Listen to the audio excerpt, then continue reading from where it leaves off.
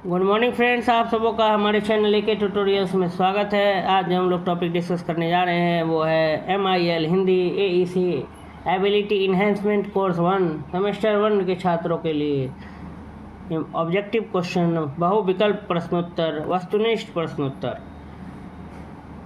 ठीक है, objective question हम लोग जो है डिस्कस करने जा रहे हैं।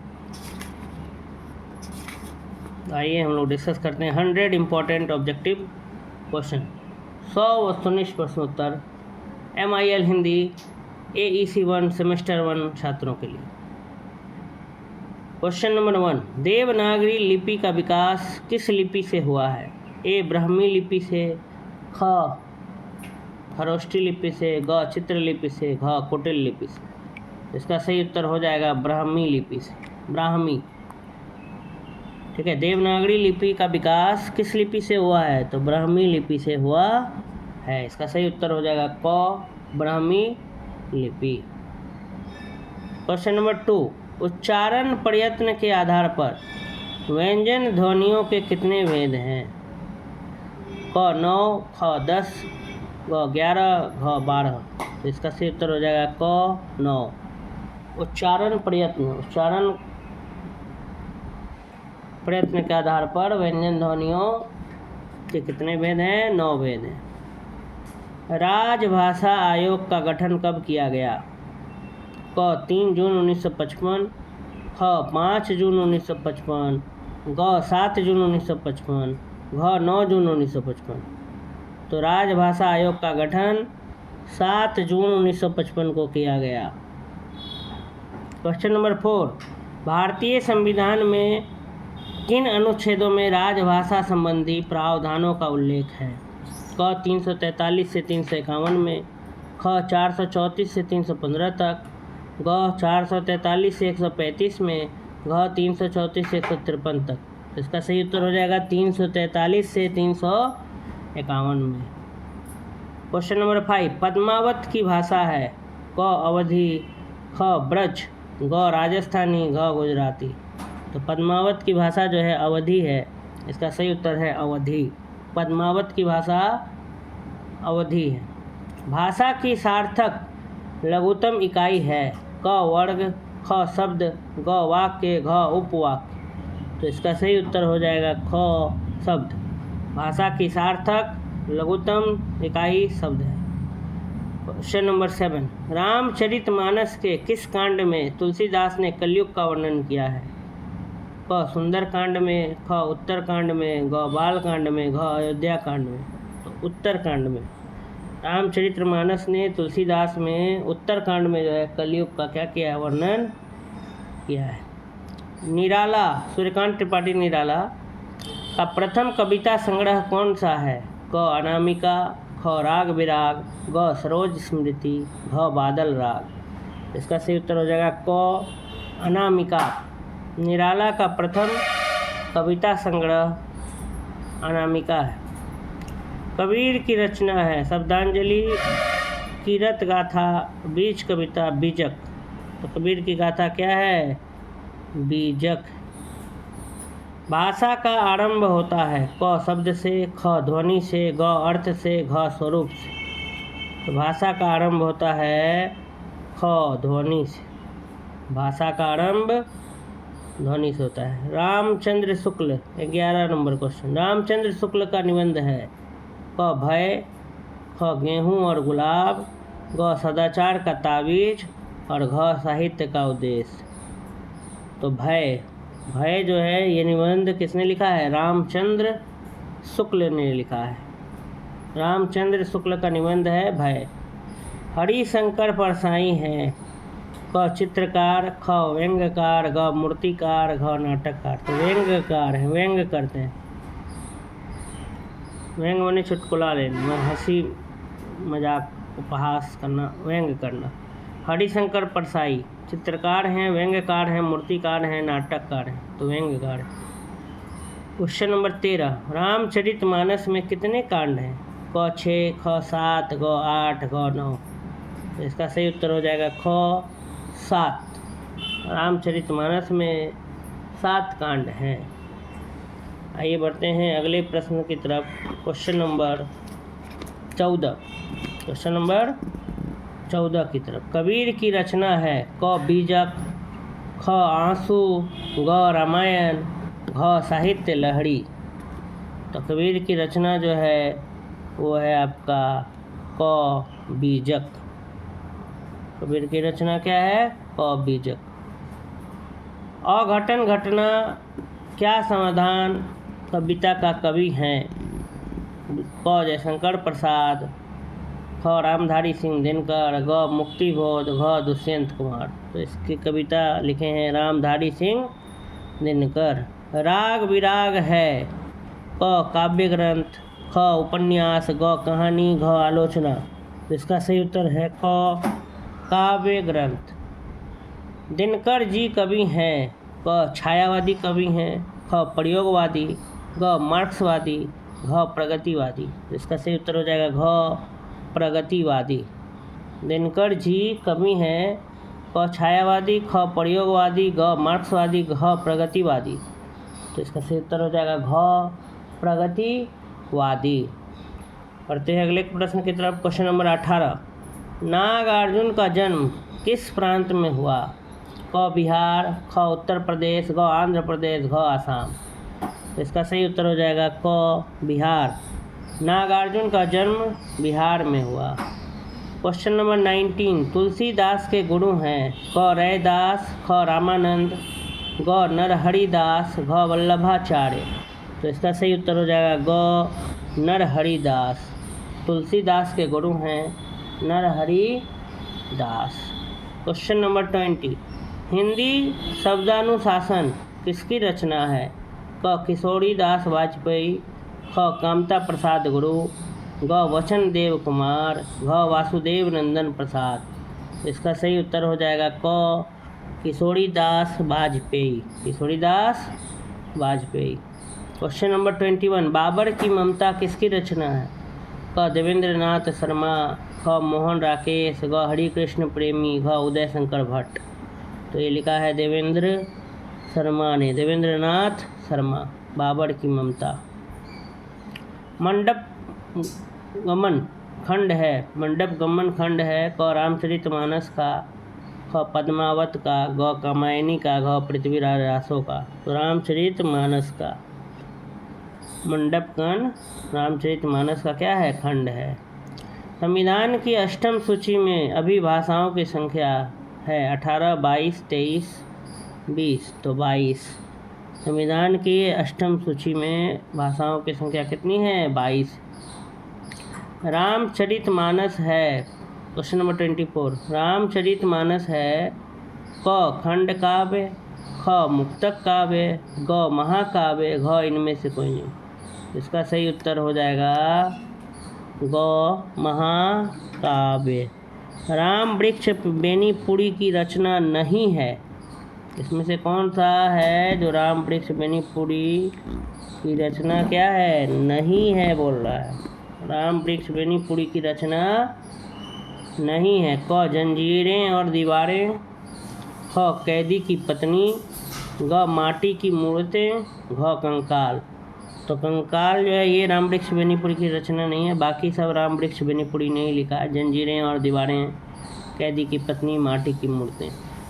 Question number 26। हिंदी की लिपि है क ब्राह्मणी लिपि, ख खरोष्ठी लिपि, ग देवनागरी लिपि, घ चित्रलिपि। तो हिंदी की लिपि है देवनागरी। इसका सही उत्तर हो जाएगा ग देवनागरी। Question number 27। प्रेमचंद की कहानी है क बेटों वाली विधवा, ख पत्नी, ग लाल पान की बेगम, घ आदिम रात्रि की महक। तो प्रेमचंद की जो कहानी है वो है बेटों वाली विधवा। Question number 28। गेहूँ और गुलाब है क कहानी, ख निबंध, ग नाटक, घ आत्मकथा। तो इसका सही उत्तर है ख निबंध। गेहूँ और गुलाब क्या है? निबंध है। Question number 29। प्रयोजन मूलक कामकाजी हिंदी लेखक, हिंदी का लेखक हैं क विनोद गोदरे, ख दंगल झालटे, ग कैलाश चंद्र भाटिया, घ माधव सोनटक्के। तो इसका सही उत्तर हो जाएगा घ माधव सोनटक्के। प्रयोजन मूलक कामकाजी हिंदी के लेखक हैं माधव सोनटक्के। आइए बढ़ते हैं नेक्स्ट क्वेश्चन की तरफ। भारत के संपर्क भाषा के रूप में प्रचलित है क हिंदी, ख अंग्रेजी, ग संस्कृत, घ उर्दू। तो इसका सही उत्तर हो जाएगा क हिंदी। भारत के संपर्क भाषा के रूप में प्रचलित है क हिंदी। बेटों वाली विधवा कहानी है क सामाजिक, ख ऐतिहासिक, ग काल्पनिक, घ मनोवैज्ञानिक। तो इसका सही उत्तर हो जाएगा क सामाजिक। बेटों वाली विधवा कहानी है किसकी? क सामाजिक। सदाचार का ताबीज का लेखक हैं क रामवृक्ष बेनीपुरी, ख देवेंद्र नाथ शर्मा, ग हरिशंकर परसाई, घ प्रेमचंद्र। तो इसका सही उत्तर हो जाएगा ग हरिशंकर परसाई। सदाचार का ताबीज के जो लेखक हैं वो हैं हरिशंकर परसाई। निम्नांकित में प्रेमचंद की कहानी नहीं है क दो बैलों की कहानी, ख पंचलाइट, ग कफन, घ शतरंज के खिलाड़ी। तो पंचलाइट जो है ये प्रेमचंद की कहानी नहीं है, बाकी ये तीनों मुंशी प्रेमचंद, ठीक है, धनपत राय, मुंशी प्रेमचंद की कहानी है। दो बैलों की कहानी, कफन, शतरंज के खिलाड़ी। उच्चारण प्रयत्न के आधार पर व्यंजन ध्वनियों के कितने भेद हैं? 9, 10, 11, 12। तो 9। इसका उत्तर हो जाएगा क 9। इनमें से कौन सा निबंधकार भारतेंदु युग का है? क हजारी प्रसाद द्विवेदी, ख प्रताप नारायण मिश्र, ग धर्मवीर भारती, घ जयशंकर प्रसाद। तो इसका सही उत्तर हो जाएगा ख प्रताप नारायण मिश्र। Question number 36। देवनागरी लिपि में स्वर वर्णों की संख्या कितनी है? क 9, ख 11, ग 13, घ 12। इसका सही उत्तर हो जाएगा ख 11। देवनागरी लिपि में स्वर वर्णों की संख्या 11। Question number 37। इनमें से किसे हिंदी की पहली कहानी माना जाता है? क रानी केतकों की कहानी, ख इंदुमती, ग राजा भोज का सपना, घ दुलाई वाली। तो इंदुमती हिंदी की पहली कहानी इंदुमती। रामचरितमानस का 5वां कांड कौन सा है? क किष्किंधा कांड, ख सुंदर कांड, ग लंका कांड, घ अरण्य कांड। तो सुंदर कांड। रामचरितमानस का 5वां कांड है सुंदर कांड। संविधान में किस धारा के अंतर्गत हिंदी को राजभाषा घोषित किया गया है? क 351, ख 352, ग 350, घ 349। तो इसका सही उत्तर हो जाएगा क 351। संविधान में किस धारा के अंतर्गत हिंदी को राजभाषा घोषित किया गया है? तो क 351, ख 352, ग 350, घ 349। इसका सही उत्तर हो जाएगा क 351। Question number 40। कबीर के गुरु का नाम क्या था? क रैदास, ख रामानुजाचार्य, ग रामानंद, घ संत प्रेमानंद। तो इसका सही उत्तर हो जाएगा ग रामानंद। कबीर के गुरु का नाम था रामानंद। Question number 41। इनमें से कौन सा नाटक भारतेंदु का नहीं है? क सती प्रताप, ख प्रेम जोगिनी, ग वैदिकी हिंसा न भवती, घ कारवाम। तो कारवाम। Question number 42। रामचरितमानस की रचना कितने समय में हुई? क 2 वर्ष, ख 2 वर्ष 6 माह, ग 3 वर्ष, घ 2 वर्ष 7 माह। तो घ 2 वर्ष 7 माह। दिनकर को किस कृति पर ज्ञानपीठ पुरस्कार मिला है? क संस्कृति के 4 अध्याय, ख उर्वशी, ग कुरुक्षेत्र, घ हुंकार। तो ख उर्वशी। रामधारी सिंह दिनकर को किस कृति पर ज्ञानपीठ पुरस्कार मिला है? तो उर्वशी के लिए। रामधारी सिंह दिनकर को उर्वशी के लिए ज्ञानपीठ पुरस्कार मिला है। देवनागरी लिपि में कुल कितने वर्ण हैं? क 52, ख 50, ग 53, घ 49। इसका सही उत्तर है क 52।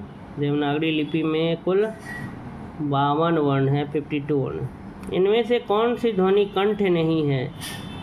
क ग, ख घ, ग घ और ध। इसका सही उत्तर हो जाएगा घ ध। ठीक है, पहले आप लोग पढ़े होंगे वर्ण उच्चारण नाम से एक टॉपिक था 10 क्लास में। ठीक है, कौन सा वर्ण का उच्चारण किस अंग से होता है, उसको एक बार स्टडी कर लेंगे। ढाई आखर प्रेम। Question number 46। ढाई आखर प्रेम के पढ़े सो पंडित होए। पंक्ति किस कवि की है? जायसी, कुतुबन, कबीर, ईश्वरदास। तो कबीर की है। नहीं, एक गाना भी आपने सुना होगा, ढाई अक्षर प्रेम का पढ़े सो पंडित होए कबीरा, पढ़े सो पंडित होए। ये गाना सुना होगा आपने, तो ये कबीर का ही दोहा है, उसी में है, ढाई अक्षर प्रेम के पढ़े सो पंडित होए। यह पंक्ति किस कवि की है? क जायसी, ख कुतुबन, ग कबीर, घ ईश्वरदास, तो ग कबीर। क्वेश्चन नंबर 47, राजभाषा अधिनियम कब निर्मित हुआ? क 1947 ईस्वी, ख 1960 ईस्वी, ग 1976 ईस्वी, घ 1990 ईस्वी। इसका सही उत्तर हो जाएगा ग 1976 ईस्वी। राजभाषा अधिनियम जो है वह 1976 ईस्वी में निर्मित हुआ। आइए बढ़ते हैं, अगला टॉपिक की तरफ चलते हैं। देवनागरी लिपि इनमें से किस प्रकार की लिपि है? क ध्वन्यात्मक, ख वर्णात्मक, ग चित्रात्मक, घ कुटिल। इसका सही उत्तर हो जाएगा क ध्वन्यात्मक। देवनागरी लिपि इनमें से किस प्रकार की लिपि है? क ध्वन्यात्मक, ख वर्णात्मक, ग चित्रात्मक, घ कुटिल। तो इसका सही उत्तर हो जाएगा क ध्वन्यात्मक। क्वेश्चन नंबर 49, प्रेमचंद्र का कौन सा कहानी संग्रह अंग्रेज सरकार ने जब्त कर लिया था? क सोजे वतन, ख प्रेम पचीसी, ग प्रेम द्वादशी, घ कोई नहीं। तो इसका सही उत्तर हो जाएगा क सोजे वतन। प्रेमचंद का कौन सा कहानी संग्रह अंग्रेज सरकार ने जब्त कर लिया था? क सोजे वतन, ग ख प्रेम पचीसी, ग प्रेम द्वादशी, घ कोई नहीं। तो इसका सही उत्तर हो जाएगा क सोजे वतन। क्वेश्चन नंबर 50, हिंदी की उत्पत्ति किस अपभ्रंश से मानी जाती है? क मागधी, घ सौरसेनी, ग बाचड़, घ खस। इसका सही उत्तर हो जाएगा ख सौरसेनी। हिंदी की उत्पत्ति किस अपभ्रंश से मानी जाती है? क मागधी, ख सौरसेनी, ग बाचड़, घ खस। क्वेश्चन नंबर 51, राजभाषा आयोग का गठन कब हुआ? क 1947 ईस्वी, ख 1960 ईस्वी, ग 1976 ईस्वी, घ 1955 ईस्वी। तो इसका सही उत्तर हो जाएगा घ 1955 ईस्वी। राजभाषा आयोग का गठन 1955 ईस्वी में हुआ था। क्वेश्चन नंबर 52, ल किस प्रकार का व्यंजन है? क उष्म, ख दंत्य, ग अंतस्थ, घ तालव्य। तो इसका सही उत्तर हो जाएगा ग अंतस्थ। ल जो है किस प्रकार का व्यंजन है? तो अंतस्थ व्यंजन है। क्वेश्चन नंबर 53, काशी में तुलसी ने किस गुरु के पास रहकर विद्या अध्ययन किया? क नरहरिदास, ख शेष सनातन, ग गंगाराम ज्योतिषी, घ महंत राघवानंद। इसका सही उत्तर हो जाएगा क नरहरिदास। काशी में तुलसी ने नरहरिदास के पास रहकर विद्या अध्ययन किया था।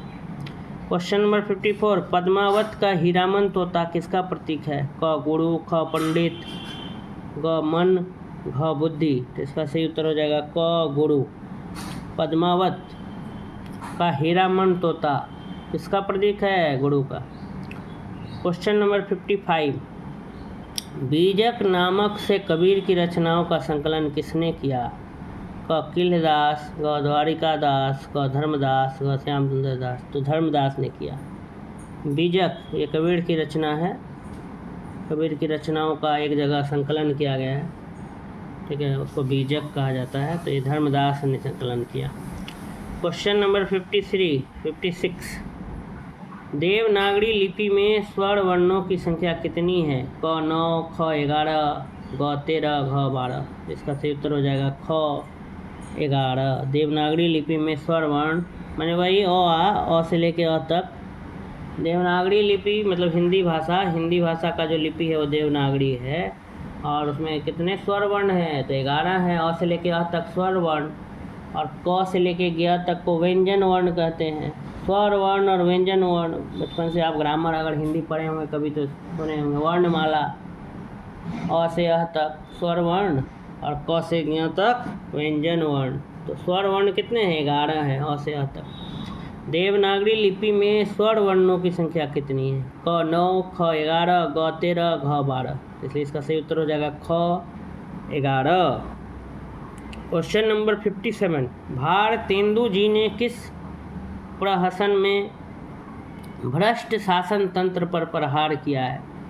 क नील देवी, ख अंधेर नगरी, ग विद्या सुंदर, घ धनंजय विजय। इसका सही उत्तर हो जाएगा ग विद्यासागर।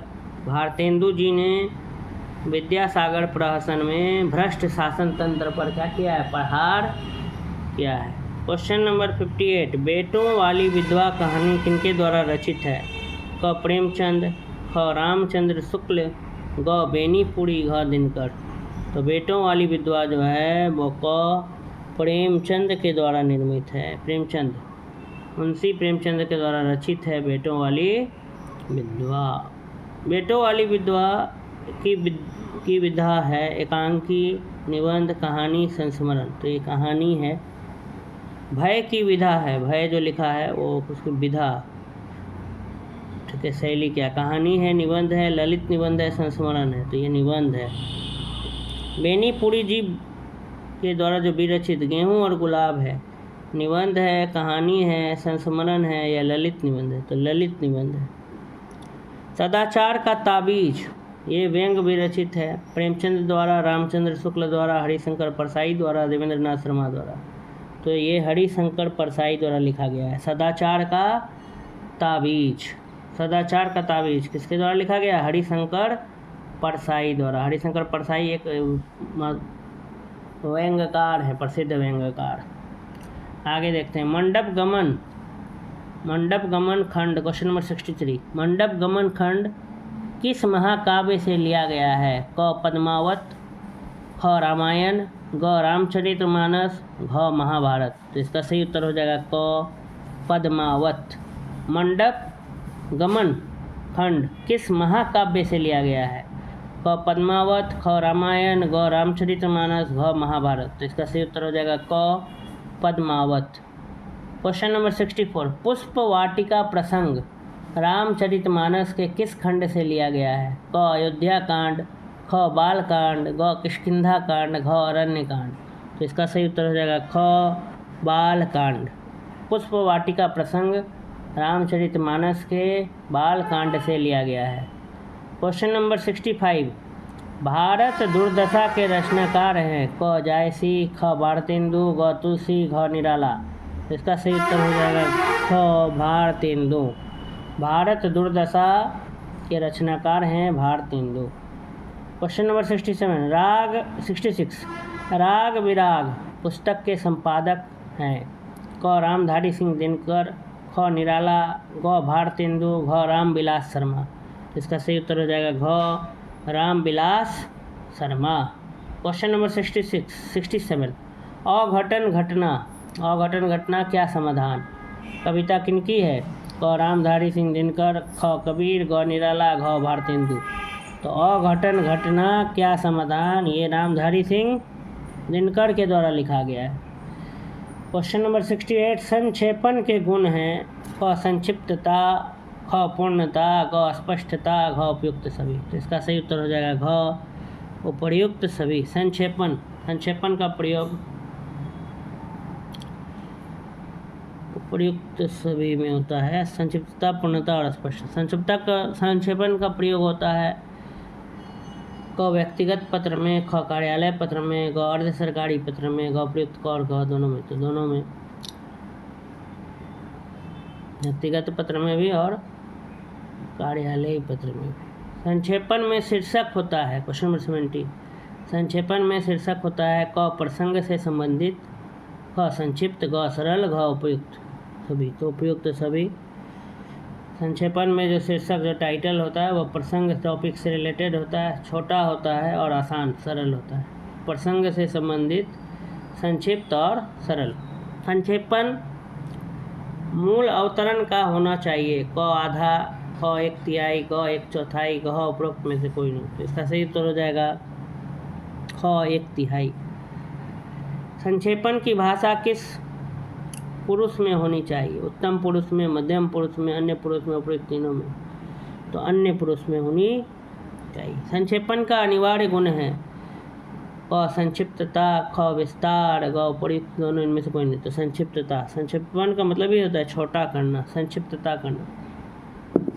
संक्षेपण का विलोम होता है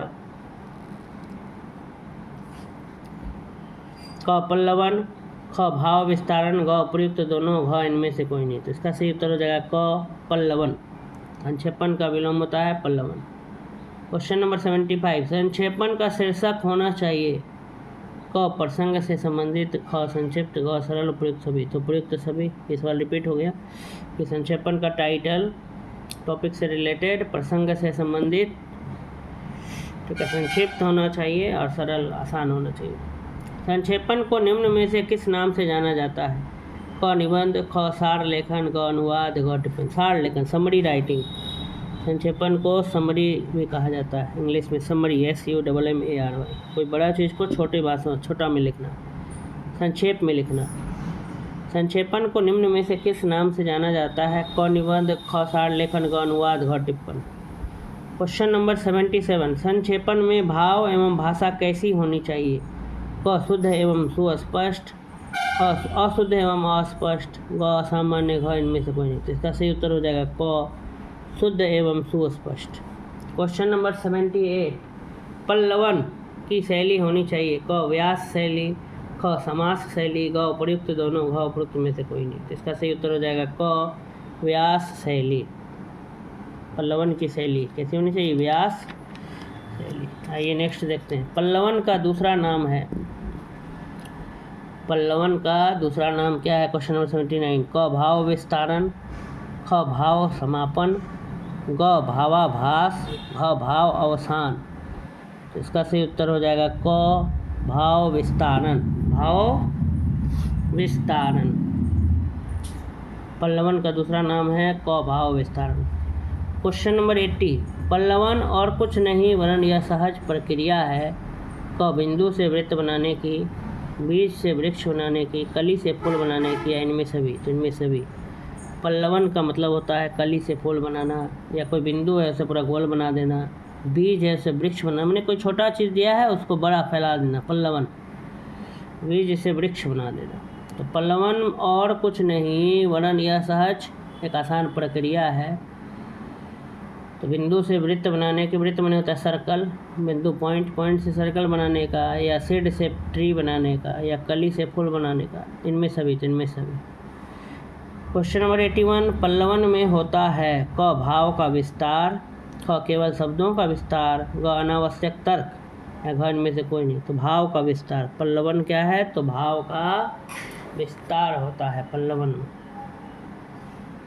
पल्लवन में क्या होता है? भाव का विस्तार होता है। पल्लवन में होता है क भाव का विस्तार, ख केवल शब्दों का विस्तार, ग अनावश्यक तर्क, घ इनमें से कोई नहीं। तो इसका सही उत्तर हो जाएगा क भाव का विस्तार।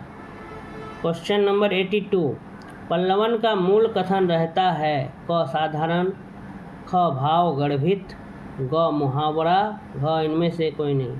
तो इसका सही उत्तर हो जाएगा ख भाव गर्भित। पल्लवन का मूल कथन रहता है ख भाव गर्भित। क्वेश्चन नंबर 83, पल्लवन होता है क किसी भाव का समाहार, ख किसी भाव का विस्तार, ग भाव का अवसान, घ उपरोक्त में से कोई नहीं। तो इसका सही उत्तर हो जाएगा ख किसी भाव का विस्तार। पल्लवन में हम क्या करते हैं? किसी भी इमोशंस को एक्सपेंड करते हैं, किसी भाव का विस्तार करते हैं। पल्लवन शब्द का शाब्दिक अर्थ है क संक्षेपण, ख विस्तार या फैलाव, ग अति लघु, घ इनमें से कोई नहीं। तो विस्तार या फैलाव, पल्लवन का मतलब ही होता है फैला देना, कोई भी चीज़ को पूरा विस्तार कर देना, एक्सटेंड कर देना। इसीलिए लिखा था ना यहाँ, कली से फूल बना देना, या बिंदु से वृत्त बना देना, या बीज से वृक्ष बना देना, पल्लवन कहलाता है। पल्लवन किसी भाव को किस रूप में व्यक्त करता है? क विस्तार, ख मुहावरे, ग संक्षिप्त, इनमें से कोई नहीं। तो विस्तार।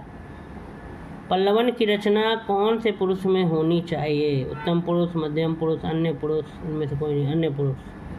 पल्लवन की शैली कैसी होनी चाहिए? क व्यास, ख समास, और ख दोनों, इनमें से कोई नहीं। तो क व्यास, व्यास शैली।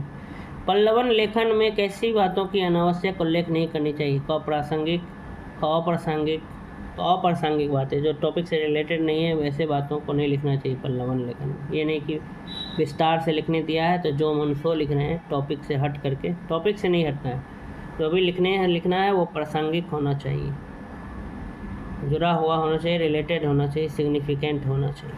पल्लवन लेखन में ऐसी बातों का अनावश्यक उल्लेख नहीं करनी चाहिए। क प्रासंगिक, ख अप्रासंगिक, ग क और ख दोनों घ इनमें से कोई नहीं। इसका सही उत्तर हो जाएगा ख अप्रासंगिक। क्वेश्चन नंबर 89, मूल विचार अथवा भाव के नीचे दबे अन्य सहायक विचारों को समझने की सूझ निम्न में से किसके अंतर्गत आती है? क संक्षेपण, ख टिप्पण, ग पल्लवन, घ इनमें से कोई नहीं। तो इसका सही उत्तर हो जाएगा ग पल्लवन। क्वेश्चन नंबर 90, पल्लवन और संक्षेपण एक दूसरे से कैसा संबंध रखते हैं? क सीधा, ख उल्टा, ग मिलता जुलता, घ इनमें से कोई नहीं। तो इसका सही उत्तर हो जाएगा ख उल्टा। पल्लवन और संक्षेपण एक दूसरे से उल्टा संबंध रखते हैं। क्वेश्चन नंबर 91, पल्लवन में कैसा गुण होता है? क संक्षेपणात्मक, ख निबंधात्मक, ग क और ख दोनों, घ इनमें से कोई नहीं। तो इसका सही उत्तर हो जाएगा ख निबंधात्मक। भाव विस्तारण से आशय है क संक्षेपण का, ख पल्लवन का, ग वाक्य का, घ मुहावरा का। तो इसका सही उत्तर हो जाएगा ख पल्लवन का। भाव विस्तारण से आशय है पल्लवन का। क्वेश्चन नंबर 93, पल्लवन में किसका होना अति आवश्यक है? क गुप्त बातों का, ख स्पष्ट बातों का, ग अनावश्यक बातों का, घ इनमें से कोई नहीं। तो इसका सही उत्तर हो जाएगा ख स्पष्ट बातों का। क्वेश्चन नंबर 94, टिप्पण की विशेषता है क संक्षिप्तता, ख सरलता, ग शिष्ट भाषा, घ उपरोक्त सभी। तो इसका सही उत्तर हो जाएगा घ उपरोक्त सभी। क्वेश्चन नंबर 95, सूत्रात्मक शैली अंतर्निहित नहीं होती। क प्रारूपण में, ख पल्लवन में, ग टिप्पण में, घ उपर्युक्त सभी में। तो इसका सही उत्तर हो जाएगा घ उपर्युक्त सभी। क्वेश्चन नंबर 96, विवरणात्मक टिप्पण होता है। क आदेशात्मक टिप्पण से दीर्घ, ख आदेशात्मक टिप्पण से लघु, ग आदेशात्मक टिप्पण के समान, इनमें से कोई नहीं। तो इसका सही उत्तर हो जाएगा क आदेशात्मक टिप्पण से दीर्घ। विवरणात्मक टिप्पण का गुण है क तथ्यपूर्णता, ख संक्षिप्तता, ग क्रमबद्धता, घ दोनों। तो इसका सही उत्तर हो जाएगा ग क्रमबद्धता। क्वेश्चन नंबर 98, तत्काल कार्रवाई की जाए किस प्रकार का टिप्पण है? क आदेशात्मक, ख विचारात्मक, ग विवेचनात्मक, घ इनमें से कोई नहीं। तो आदेशात्मक होगा। तत्काल कार्रवाई हो तो आदेश देना पड़ेगा। तत्काल कार्रवाई की जाए तो आदेश दिया जा रहा है एक तरह से। टिप्पण की भाषा होती है सरल, स्पष्ट, तथ्यपूर्ण, उपयुक्त सभी। तो ये होगा उपयुक्त सभी। किसी भी विचाराधीन पत्र के निस्तारण को सुगम और सरल बनाने हेतु जो टिप्पणी लिखी जाती है वह क्या कहलाता है? तो टिप्पण कहलाता है। तो इस प्रकार से जो है हम लोगों ने क्या किया, जो ऑब्जेक्टिव क्वेश्चन था उसको डिस्कस कर लिया। अगर आपको ये वीडियो पसंद आया हो तो आप मेरे चैनल को सब्सक्राइब कर लें, लाइक करें, कमेंट करें कि आपको वीडियो कैसा लगा, और जो है अधिक से अधिक लोगों तक शेयर करें। धन्यवाद।